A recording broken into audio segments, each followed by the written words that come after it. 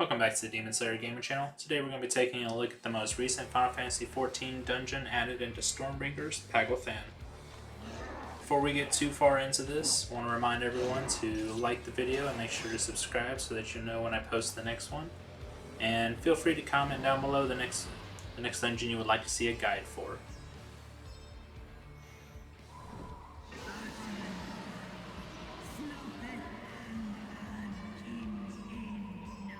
The trash pools in this dungeon consist of a lot of units that use AoE abilities. Some of them use cones and others use circles, so you will want to try and face the groups away from the rest of your team to avoid the cone abilities, and then just moving out of the circle AoEs. There are also caster units mixed into these groups, so you will want to fight on top of those units to make sure that you are maintaining aggro on them, along with all the other units.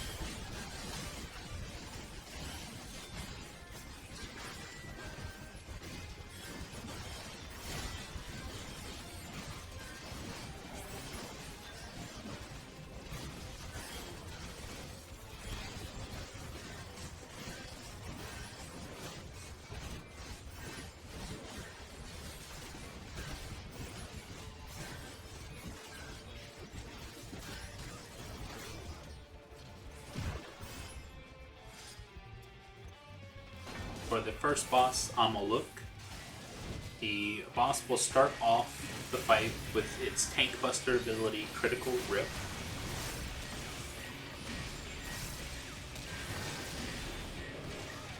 Shortly after, he will give the entire party the Lightning Rod debuff and start channeling Lightning Bolt. This ability will need to be passed on to the rods that are along the outside of the arena before Lightning Bolt is finished casting. Otherwise, you will receive a massive damage vulnerability debuff, and Electric Burst will almost guaranteedly one-shot you. Electric Burst is going to be the party-wide AoE that is unavoidable shortly following Lightning Bolt. Thunder Call will be the next ability that he uses, which summons several lightning orbs around the arena. Some are small and some are large. The proximity explosion on them varies depending on the size of the orb. After this, he will do Wide Blaster, which will do an AoE to a random party member, followed by Spike Flail, a smaller cone behind. He will then cast Lightning Bolt again after jumping across the arena, which will need to be passed on to the rods, and then followed by another Electric Burst.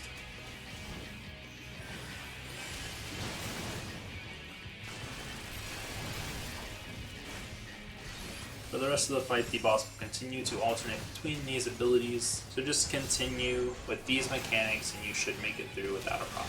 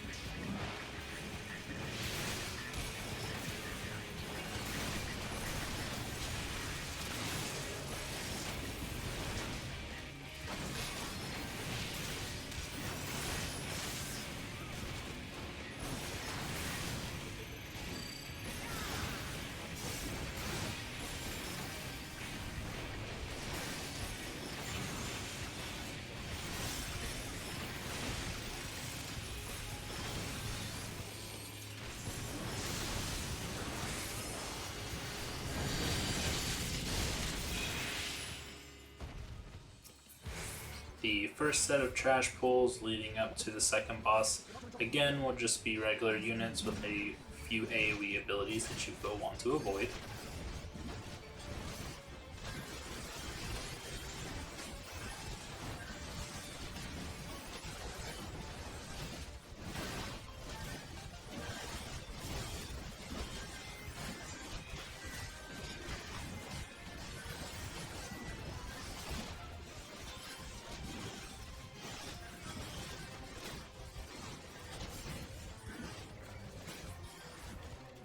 The second group of trash pulls, you will receive help from the dragon Tiamat while fighting them. So you will want to make sure to not drag the units out of Tiamat's AoE abilities to help you speed up the process in killing them.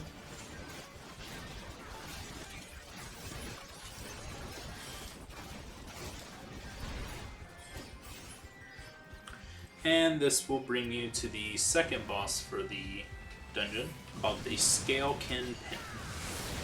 This boss consists of mostly adds and dodging AoE abilities. So when the cannons in the front of the arena start charging, you will want to move in front of the one that is not charged, as to avoid the blasts. Once the second group of adds spawn, and the cannons start charging again, you will again want to move to the other side, but avoid the AoE that will also spawn.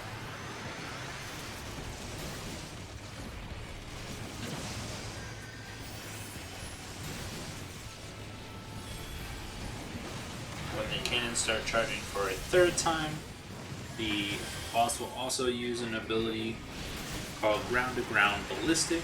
This will push all party members away from the point of impact, so you want to position yourself that you are pushed still in line with the cannon that is not going to fire. After this, you will want to group up in front of the middle cannon and to be hopped up to fight the Magitech Core. The Magitech Core will constantly do AoE abilities while you're fighting it until it gets down to half health, which it will then knock you off of its perch back down to fight more adds. The second group of adds is very similar to the first, except there's a couple new units which add in extra AoE abilities that you will need to dodge.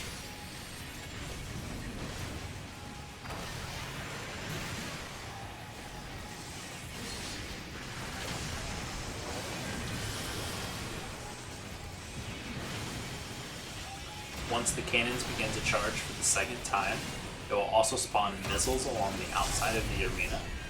You will want to move into the open location between the missiles and then move behind them once they pass to avoid the missiles that are coming from the other side of the arena.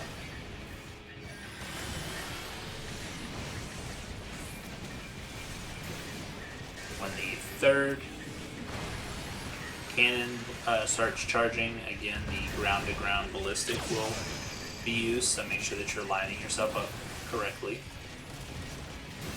And then for the fourth one, the large AoE will again happen, so just need to move out of that.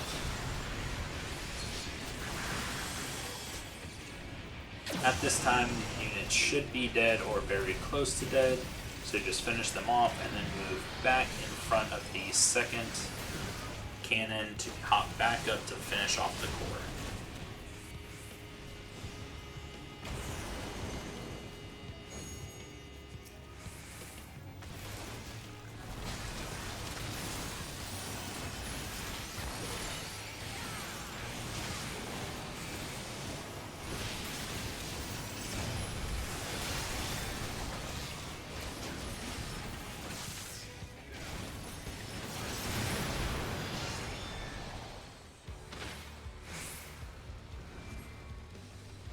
The trash pull after the second boss will only be 4 units that can be pulled to the very end of the platform and then killed, and once they are dead, Tiamat will land, summon 4 dragons for you to click on and ride to the next location.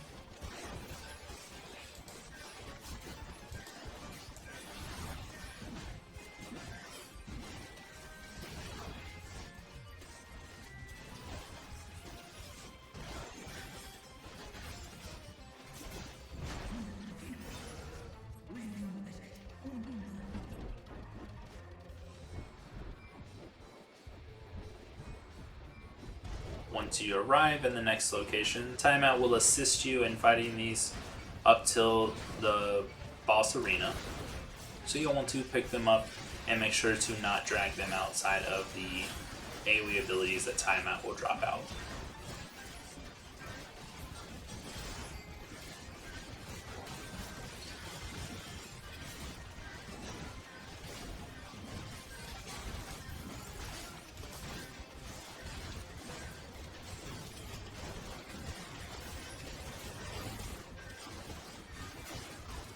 And this will bring us to the final boss of the dungeon, Lunar Bahamut.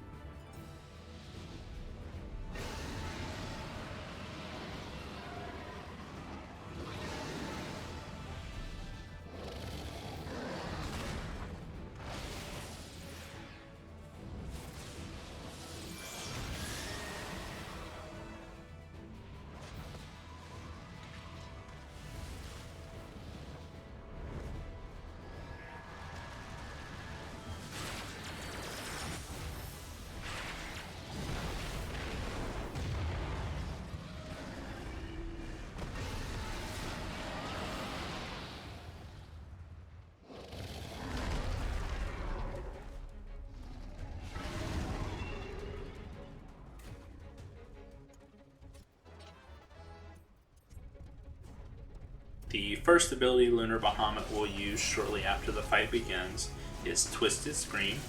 This will do a little bit of party-wide damage along with spawning lunar nails around the arena. The first time this occurs, the nails will spawn on 2/3 of the arena, leaving one side open for your party to take advantage of and move on to. Shortly after the lunar nails, he will use Paragon Breath, which is a cone-wide ability that will be targeted at one of your party members. And then shortly after this ability, he will start channeling Akmorn, which is a targeted AoE you will need to group up for to split the damage. Unlike most targeted AoEs, this hits 4 times instead of once, so you will want to stay grouped up until after the entire channel is complete. Once Akmorn is complete, you will cast Mega Flare, which is a targeted AoE on every party member, which will leave behind a proximity mine that will explode shortly afterwards, followed by a second Twisted Scream and Lunar Nail combination. The nails will spawn along the outside of the arena, and Lunar Bahamut will do a dive down the middle. You can either stand on the last nail that will explode and move into the middle after Bahamut dives, or stand on in the middle area and move on to the first lunar nail once it explodes. After this, he will cast Khan Ra on one of your party members.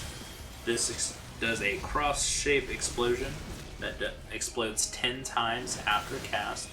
So you will want that party member will want to move after the explosions start occurring. Then he will use Lunar Flare, which is several large ground AoEs. There will have 2 possibilities of a safe zone. You can either be in the middle or 4 different ones along the outside of the arena. It does change every time, so you won't know until he actually casts the ability. We will follow this up with Giga Flare, which is a massive party-wide damaging AoE. Try to reduce this as much as possible.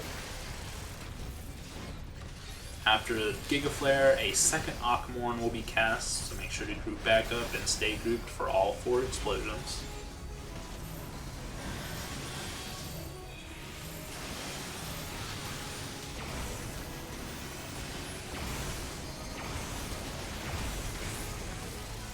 This Akmorn will be followed by another Twisted Scream and Nails combination. This Nails combination will be similar to the second one, except instead of Bahamut diving down the middle, there will just be 3 rows of nails. So again, either move to the sides and then move into the middle after the nail explodes, or move into the middle and move to the outside after those nails explode. After this, he will cast Lunar Flare. This will alternate the safe zone. So far I've never seen it do the same safe zone twice in a row. So if you had the middle safe zone previously, then there would be the outside ones, or vice versa.